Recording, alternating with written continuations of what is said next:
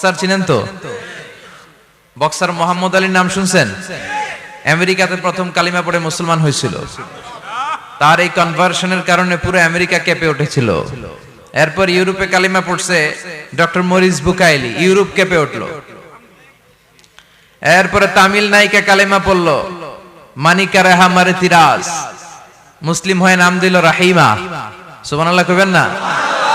পাকিস্তানের ইউসুফ ইওয়ানা খ্রিস্টান, কালিমা পড়ে নাম দিল মোহাম্মদ ইউসুফ। নেলসন ম্যান্ডেলার আপন নাতি ম্যান্ডেলা কালিমা পড়ে মুসলমান। টনি ব্লেয়ারের আপন শালী লরেন বুথ, মিডিয়া অ্যাক্টিভিস্ট, কালিমা পড়ে মুসলমান। কিছুদিন আগে একজন ডাচ পলিটিশিয়ান যে কোরআনকে বলেছিল the scripture of Quran is a poison, কোরআন হচ্ছে একটা বিষ, এন্ড ইসলাম ইজ এ লাই, ইসলাম হচ্ছে মিথ্যা। এই ডাচ রাজনীতিবিদ এই কথা বলার পরে গত 4-5 দিন আগে সেও কালিমা পড়ে মুসলমান হয়েছে। ইসলামের এই গণজোয়ারকে ঠেকিয়ে রাখা সম্ভব? ইউরোপ আমেরিকাতে মুসলমানের সংখ্যা বাড়তেছে দিন দিন। ধারণা করা হচ্ছে 2070 সালে আমেরিকার বুকে মুসলমানরা সংখ্যা গরিষ্ঠ হয়ে যাবে। ইউরোপ আমেরিকা চষে বেরিয়ে খুঁজে খুঁজে খ্রিস্টান পাওয়া যাবে না। মুসলমানদের করতলগত গোটা বিশ্বটাকে আল্লাহ করিয়ে দিবে। চিল্লায় বলেন ঠিক কিনা? ইসলামের বিজয় কেউ ঠেকিয়ে রাখতে পারে না। ইসলামের বৈশিষ্ট্য হচ্ছে চারা বীজের মতো। চারা বীজ মাইথার দিয়াতে কি বলেন, চারা না বীজ? ইসলাম বিরোধীরা ইসলামকে মাটির নিচে গেড়ে ফেলতে চায়, কিন্তু ওরা জানে না এটা হচ্ছে চারা বীজ। এটা গেড়ে ফেললে কি হয়? বড় গাছে উপরে ওঠে। সুবহানাল্লাহ কইবেন না? তো বিশ্বনবী তো as a mercy for the entire universe, গোটা বিশ্বের জন্য রহমত। তিনি মক্কার সবচেয়ে বড় বক্সার রুকানার কাছে চলে গেল, যে বলল রুকানা আসলিম তাসলাম, ইসলাম মানো শান্তিতে থাকবা, দুনিয়ায়ও থাকবা আখিরাতেও থাকবা। সুবহানাল্লাহ পড়েন। রুকানা বলে না আব্দুল্লাহর বেটা মোহাম্মদ, আমি তো কালিমা পড়বো না, যদি বক্সিং খেলে আমারে হারায় দিতে পারো তাইলে কালিমা পড়ো। বিশ্বনবী বললেন আমি তো বক্সিং খেলি না রে বাপ। রুকানা বলল তাহলে আমিও কালিমা পড়ি না। বিশ্বনবী রাজি হলেন অবশেষে। ভাবলেন আমি বক্সিং খেললে একজন যদি জাহান্নাম থেকে জান্নাতি হয়, বক্সিং খেললে সমস্যা কই? কি রহমতের নবী, কি অ্যাটিটিউড, কি পজিটিভনেস, কি প্রোঅ্যাক্টিভনেস, অলওয়েজ প্রোঅ্যাক্টিভ। সব সময় ইতিবাচক চিন্তা করতেন। নেতিবাচক চিন্তা কারে বলে বিশ্বনবী জানতই না। সুবহানাল্লাহ পড়েন। বিশ্বনবী রাজি হলেন। এবার বক্সিং খেলার পালা। রুকানা হাফ প্যান্ট পরে গায়ের মধ্যে জাইতুনের তেল মেখে এভাবে লাফাচ্ছে। আপনারা রেসলিং খেলা দেখছেন? তেল মেখে পজিশন নেয় মারার জন্য প্রতিপক্ষকে। তো বিশ্বনবী তার পজিশন নেয় না, বিশ্বনবী দাঁড়িয়ে আছে। রুকানা বলল মোহাম্মদ আমি লাফাচ্ছি, তুমি লাফাও না কেন? তুমিও লাফাও। বিশ্বনবী বললেন না আমি লাফাই না, কারণ আমি সেলাইবিহীন লুঙ্গি পরি। সেলাই ছাড়া লুঙ্গি পরে যদি কেউ লাফায় বাতাসে সতর খুলে যাওয়ার সম্ভাবনা আছে না নাই? কি লাজুক নবী ছিলেন, কেউ বিশ্বনবীর লজ্জাস্থান জীবনেও দেখে নাই। হালিমাতুস সাদিয়ার বাড়িতে যখন বিশ্বনবী থাকতেন, হালিমাতুস সাদিয়া 5 বছর এই কুরাইশি মুহাম্মদ ছেলেটাকে লালন পালন করেছে। হালিমাতুস সাদিয়া বলল এই 5 বছরের ব্যবধানে কোনোদিন কুরাইশি মুহাম্মদরে কাঁদতে দেখি নাই। ক্ষুধা পেলেও ছেলেটা কাঁদতো না, ব্যথা পেলেও কাঁদতো না, শুধু লজ্জাস্থানের জায়গা থেকে কাপড়টা সরে গেলে শিশু মুহাম্মদ চিৎকার দিয়ে উঠতো। এবার মারামারির পালা। রুকানা বলে মোহাম্মদ তুমি মারো। বিশ্বনবী বললেন তুই মার, কারণ আমি মারলে ওই মায়ের হজম করার ক্ষমতা তোর নাই। বিশ্বনবীর এক হাতে জান্নাতি 40 জনের শক্তি ঢুকায় দিছে কে?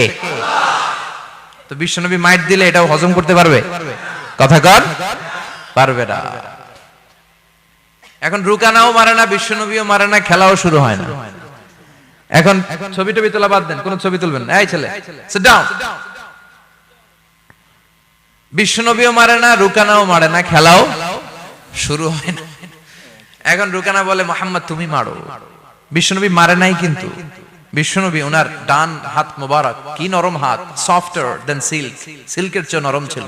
ওয়া কানা কাফুহু আবিয়াদু মিনাদ দিবাজ, সফটার দেন সিল্ক, রেশমের কাপড়ের চেয়েও বিশ্বনবীর হাতের তালু সফট ছিল। এই হাতটা দিয়ে বিশ্বনবী রুকানার ডান কাঁধে এভাবে টাচ করলেন। মারে নাই, খালি বলছে রুকানা এত লাফাস কেন? টাচ করার সাথে সাথে রুকানা বেহুশ হয়ে জমিনে পড়ে যায়। সবাই তো অবাক, ঘটনা কি? ঘটনা কি? কি মিরাকেল, কি অলৌকিকত্ব! পানি ঢেলে রুকানারে হুঁশ ফিরানো হয়েছে। সবাই বলে রুকানা তুই তো অনেক বড় পালোয়ান, আব্দুল্লাহর বেটা মোহাম্মদ ঘুষিও দিল না, লাথিও মারলো না, বেহুশ হইলি কেন? রুকানা বলে আর তোরা তো দেখোস নাই, তোরা দেখেছিস মোহাম্মদ হাত দিয়ে ধরেছে, আমার মনে হয়েছে বিশাল পাহাড় এসে কাঁধে চেপেছে। এজন্য ইসলামের অ্যাটিটিউড হচ্ছে ডিফেন্সিভ, আগে মারে না, আগে মারে না, মাইর খায়, কিন্তু খাইতে খাইতে দেয়ালে যখন পিঠ থেকে যায় তখন কিছু মাইর দেওয়ার দরকার আছে না নাই? Defensive attacking system. এমনকি যুদ্ধের ময়দানে বিশ্বনবী বলতেন খবরদার, সিভিল সিটিজেন যারা আছে, সাধারণ নাগরিক, তাদের গায়ে হাত তোলো না। চিফ অফ মিলিটারিকে বিশ্বনবী ডিরেকশন দিয়ে দিতেন, সাধারণ নাগরিক মেরো না, কোন নারীর গায়ে হাত তোলো না, বৃদ্ধ বৃদ্ধার গায়ে হাত তোলো না, শিশুদের গায়ে হাত তোলো না, ওই এলাকার ধর্মীয় পাদ্রীদের গায়ে হাত তোলো না। তোমাদের বিরুদ্ধে যারা যুদ্ধ করছে তারাও যদি তলোয়ার রেখে দিয়ে হাত তুলে বলে surrender, Al Aman, Aman, I sick the security, হাত তুলে আমান চাইলে তাদেরকেও মেরো না। আর এই নবীকে ওরা গালি দিয়ে বলে জঙ্গি আর সন্ত্রাস। যারা বিশ্বনবীরে গালি দেয় এরা পিতৃ পরিচয়হীন জারদ সন্তান। বিশ্বনবীরে গালি দিলে কলিজা আগুন লাগে মুসলমান, আগুন লাগে। কার কার লাগে তো হাত উঁচু করে আল্লাহর দেখা।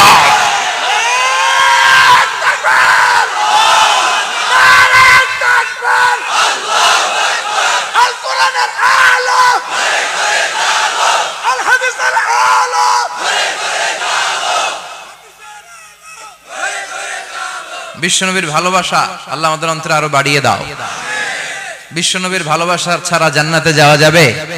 আল্লাহকে যে পাইতে চায় হযরতকে ভালোবেসে, আরশ কুরসি লৌহ কালাম না চাইতে পেয়েছে সে।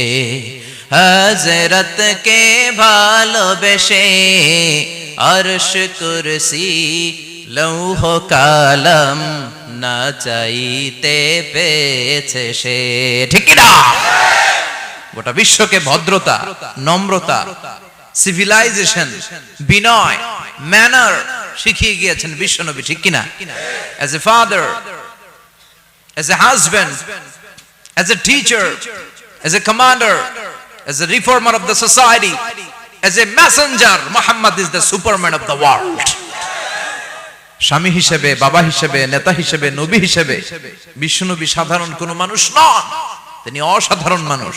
তিনি গোটা বিশ্বের জন্য সুপারম্যান হয়ে প্রেরিত হয়েছে। এজন্য ইসলাম শান্তির ধর্ম, ইসলাম মারামারি করে না। ঠিক কিনা? আপনাদের জিজ্ঞেস করছিলাম মারামারির সময় প্রশংসা করবেন কার? সব সময় আমাদের প্রশংসা করতে হবে একটা সত্তার। চিল্লায় বলেন তিনি কে? কেউ যেটা দেখে না দেখে কে? ওই আল্লাহর উপর ভরসা রাখতে রাজি আছেন তো? আল্লাহর কাছে চাইতে রাজি আছেন তো? আমাদের জীবনে বিপদ ঘটলেই আগে আমরা ফেসবুকে শেয়ার মারি। কথা কন, ফেসবুক আছে না নাই? এখন ছেলেপেলারা এগুলো খুব ইউজ করে। আর আমাদেরকে পেলেও আমাদের উপর নির্যাতন চালায়। সেলফির নির্যাতন। কিসের নির্যাতন? প্রতিদিন কত হাজার সেলফি যে তোলে, আর আইসাই হাত দুইটার এরকম বাঁকা করবে, কইরা এইভাবে সেলফি তোলে। আমি কই এটা কি স্টাইল? কয় গ্যাংনম স্টাইল। এইভাবে বাঁকা হয়ে সেলফি। কি স্টাইল? Gangnam style. তো এই সোশ্যাল প্ল্যাটফর্মগুলোকে আমাদের ইসলামের পক্ষে কাজে লাগাতে হবে। আমাদের প্রিয় শিল্পী মশিউর রহমান ভাই বললেন যে অ্যান্ড্রয়েড দিয়ে যেন আমরা ছেলে মেয়েদেরকে কোরআনের তেলাওয়াত শিখাই, ইসলামী সঙ্গীত শিখাই। এই অ্যান্ড্রয়েড যেন আমাদের চোখের জিনার কারণ না হয়ে যায়। এই অ্যান্ড্রয়েড ফোন যেন আমাদেরকে জাহান্নামী না বানায়। The decision is years. সিদ্ধান্ত আপনার। একটা শক্ত সিদ্ধান্ত আপনারে পারে জান্নাতের অধিবাসী বানাতে। আর আপনার দুর্বল সিদ্ধান্ত, শয়তানের হুইসপারিং, শয়তানের ওয়াসওয়াসাতে কাবু হয়ে যখন আপনি এটার মিসইউজ করবেন, এটাই আপনাকে জাহান্নামী বানাতে যথেষ্ট। The decision is yours. You have to take the right decision now. আপনাকে সিদ্ধান্ত নিতে হবে কই যাবেন, জান্নাতে না জাহান্নামে? কথা বলেন, কথা বলেন। মালিক তুমি জান্নাতে, তোমার পাশে আমায় একটি ঘর বানিয়ে দিও, একটি ঘর বানিয়ে দিও। পড়েন আমিন। The people of paradise and the people of hellfire never be equal ever. The people of paradise and heaven gained the ultimate success in life. যারা জান্নাতি আর যারা জাহান্নামী তারা কখনো সমান হতে পারে? যারা জান্নাতি তারাই সফল। এজন্য সিদ্ধান্ত আপনার একটা শক্ত সিদ্ধান্ত আসতে হবে যে আমি কিভাবে ইউজ করব এই ফেসবুক, কিভাবে ইউজ করব এই মোবাইল। আল্লাহ আমাদেরকে সহি সমঝ দাও। চিল্লায় পড়েন আমিন।